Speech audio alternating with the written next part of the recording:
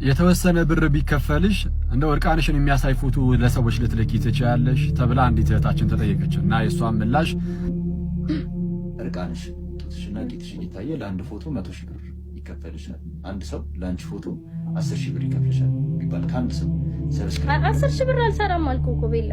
እሺ 100 ሺህ ብር ለአንድ ሰው 100 ሺህ ብር እሰራለሁ። ምክንያቱም እኔ ሰውነቴ ምንም አይሰራልኝም። እኔ ጋር ምን ማለት ባል ማግባት አልፈልግም፣ መውለድ አልፈልግም።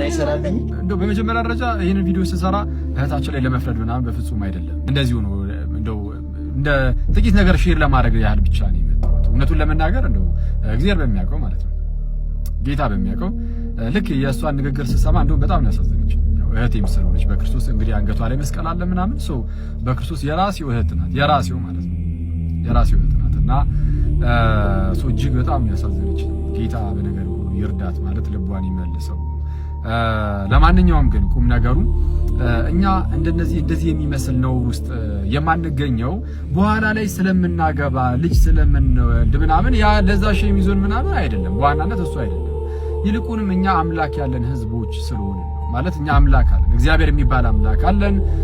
ከዛ ደግሞ የተወሰነ ከኖርም በኋላ ሞተን በዛው የምንቀር አይደለንም። ከሞት በኋላ ደግሞ ህይወት አለ።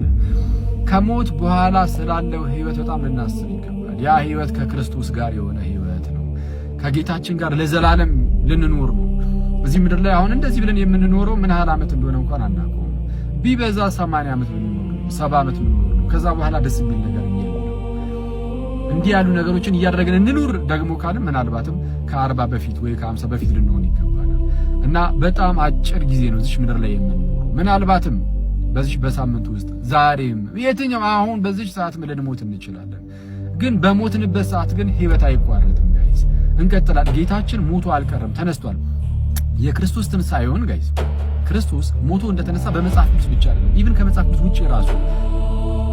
ውጪ ራሱ ማስረዳት እንችላለን።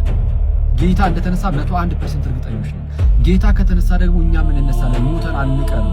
ስለዚህ ከሞት በኋላ ያለው ህይወት በጣም ልናስብበት ይገባል። እነሱን እያሰብን አምላክ እንዳላቸው ህዝቦች ልንኖር ይሁን። አምላክ የሌለው ህዝብ ምናምን እንደዛ ልንሆን አይገባም። አምላክ አለን፣ ያውም እግዚአብሔር ያለነው፣ ያውም ኦርቶዶክስ ከሆነ ክርስቲያን ከሆነ ያውም ያለነው ደግሞ በቅዱሳን ህብረት ውስጥ ነው ያለነው። በታላላቅ ቅዱሳን እግዚአብሔርን መስለው ጌታን እርሱ ኢየሱስን መስለው በሙሉ ቅዱሳን ህብረት ውስጥ ሆነን እና እኛ በእንደዚህ አደገኛ ነው ውስጥ ስንገኝ ደግሞ አስቸጋሪ ሁላችንም በደለኞች ኃጢአተኞች ነን። የራሳችን የሆነ በጣም ብዙ ችግር አለ እና እያንዳንዱ ችግራችን ላይ ግን ለምሳሌ ጸጋው ደግሞ ያለ እና እግዚአብሔርን ልናስብ ይገባል። አጭሩ መልእክቴ አምላክ እንደሌለው ህዝብ